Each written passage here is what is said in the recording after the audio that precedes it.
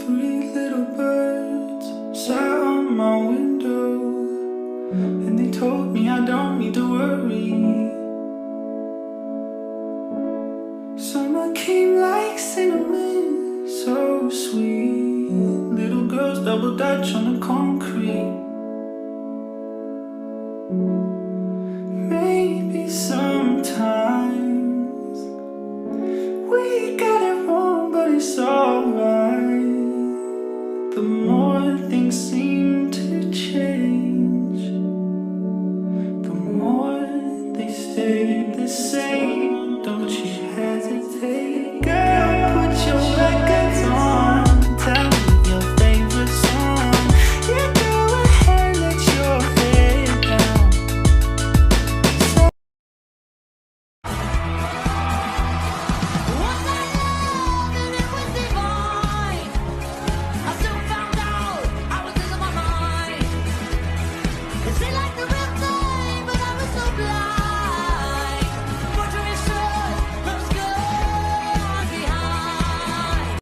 Sweet dreams are made of this. Who am I to disagree? Travel the world in the...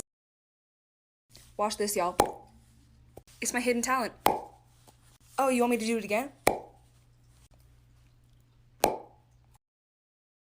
El sábado voy a celebrar mi cumpleaños, así que decidí coserme un outfit completo.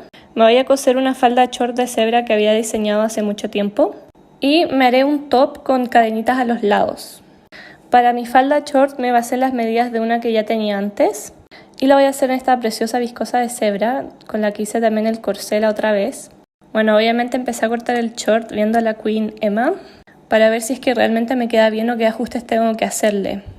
Si es que todo sale bien, me gustaría también implementar este diseño en mi segunda colección de mi tienda, la que haré con fábrica, porque estas son faldas muy complicadas de hacer. El short dentro de me quedó bien, solo necesito ajustarle un poco la cintura. Y para la polera no tenía ni una negra, así que voy a teñir esta color crema. Y de yapa también voy a teñir esta polera y este vestido. Esta fue como mi tercera vez tiñendo ropa y la verdad que es bastante divertido. Mañana voy a seguir con el proceso. Then I saw her face. Now I'm a believer. Not a trace of doubt in my mind. I'm in love.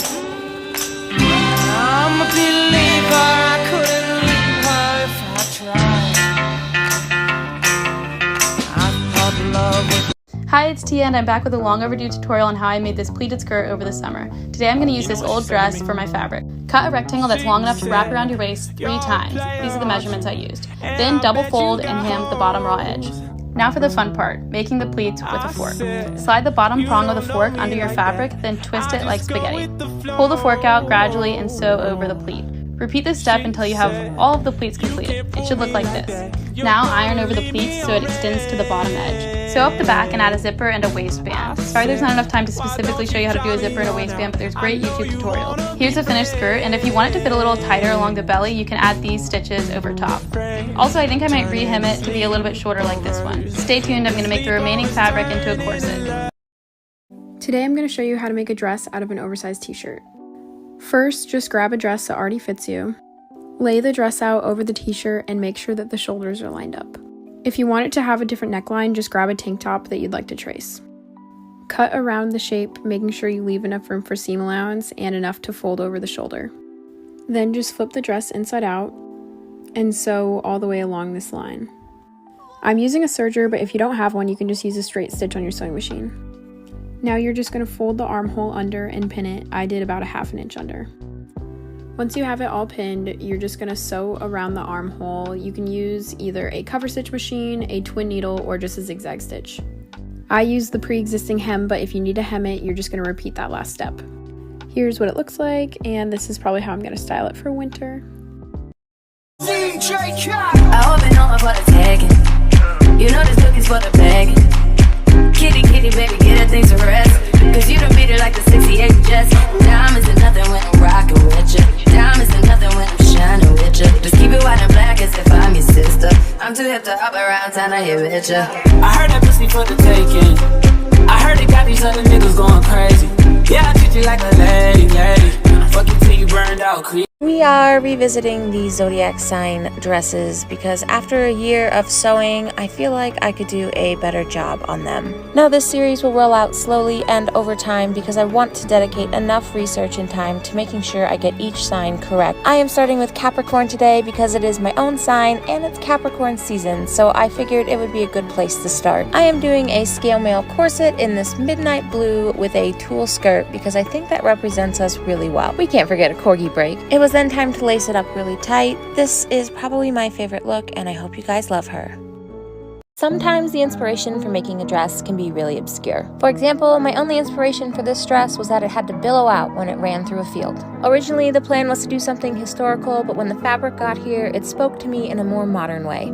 I absolutely adore the stripes on the silk, so I wanted to make sure they lined up on the skirt, and it took me a couple tries before I finally got it right. So of course, the corgi break was well deserved. The whole skirt ended up being about 7 yards, so it's no surprise why this dress became one of my favorites, and I hope you guys love her too.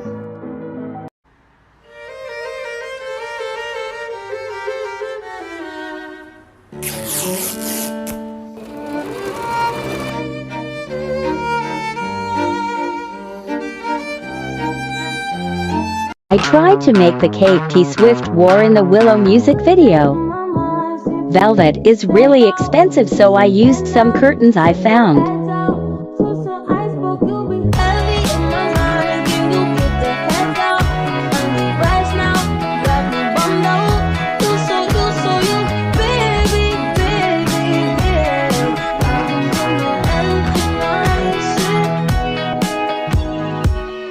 I know I said I'd do Cancer next, but the inspiration for Aquarius struck, so I decided to run with that. Now I have heard your cries and I am not doing a blue Aquarius dress. Instead, I'm making it out of this gorgeous encrusted gray fabric and a beautiful silk dupioni. I love working with beaded fabrics, but one of the big drawbacks is it's hard to work with and I tend to break some needles. But for such subtle glam, it's worth it. Oh, cannot forget our corgi break. For this bodice, I went with a really pretty lace up front and then added some really beautiful billowy sleeves. This is our final Aquarius look. I actually super love the design and I hope you guys do too.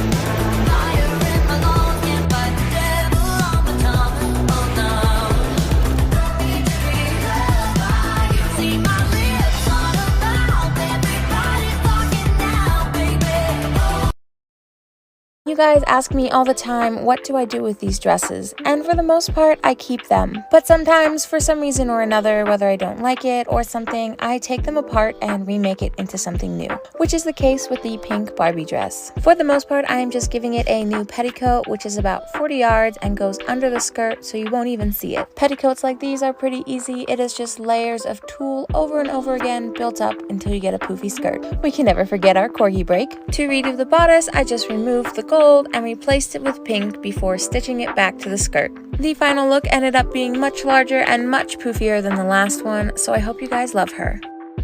You always wondered how clothing is made? Hello, my name is Michelle Bear and I'm a 29-year-old independent fashion designer. I'm from a working class family that had no connections to the industry before I started. Even though I'm the daughter of an immigrant, don't come from money, and I wasn't born into prestige, I've had the honor of seeing my work on some of the most incredible artists of our time. I've learned a lot over the last 8 years since I left college, and I'd like to share some of it with you. Whether it's showing you how to sew a button or teaching you little secrets of the craft, I'd love to hear your thoughts on how I can make design more accessible for everyone. But no, there's nowhere to hide since you pushed my love aside. I'm out of my head, hopelessly devoted to you. Here are some tips when sewing silk. Using spray starch is one of my favorite techniques. just make sure that you test a swatch first. That's very important. I also find that using a rotary cutter is easier, and I prefer pattern weights, but if you're going to use pens, make sure they're super sharp or made for silk. Switching to a walking foot really helps feed the fabric evenly through your machine. Also use a very sharp thin needle and 100% cotton thread. Test your stitch length before you sew. I usually find 12 to 14 stitches per inch work well. Try to use French seams when you can, and use a basting stitch on edges you know are going to fray, but if you don't, trim those as you go, because they can get stuck in your machine and cause other problems. Today, I'll be making my most popular dress as a bridal gown. I'll be using a crunchy silk organza for the main fabric. The skirt is a full circle with a satin waistband. I love cutting crunchy organza with this roller. Now I add the socks onto the boning. Very nice. I like to use Ridgeline boning because it can be sewn through. Sealing the edges with binding to make it look pretty. Blip, blop, blam. The base is done. Come back tomorrow for embellishments. I guess I'm just a play date to you.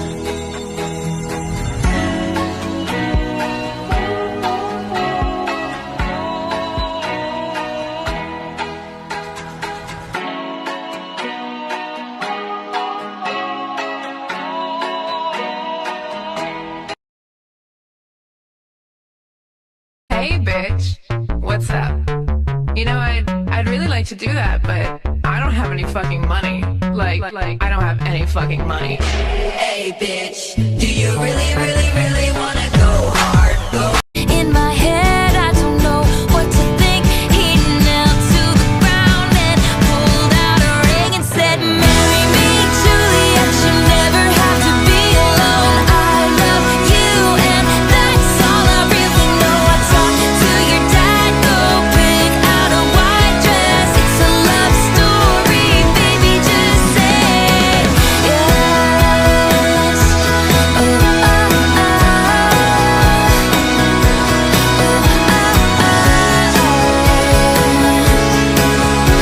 Cause we were both young. I have died every day waiting for you.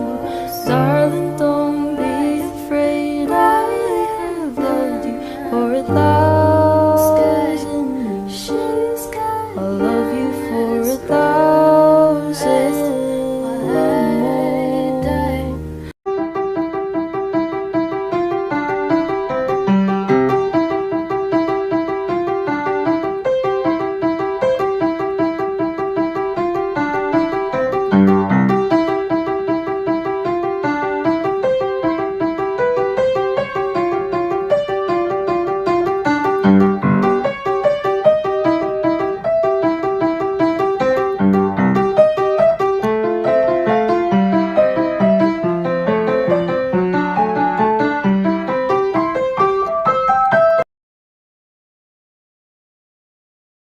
Today I'm attempting to create an entire wedding dress for less than $20, so you know I had to go to my favorite discount store in downtown Los Angeles, where I found this off-white, almost peach lace and this beautiful satin to complement it. I started the process by draping and then perfecting my patterns using this ruler from Joann and then cutting out my fabric.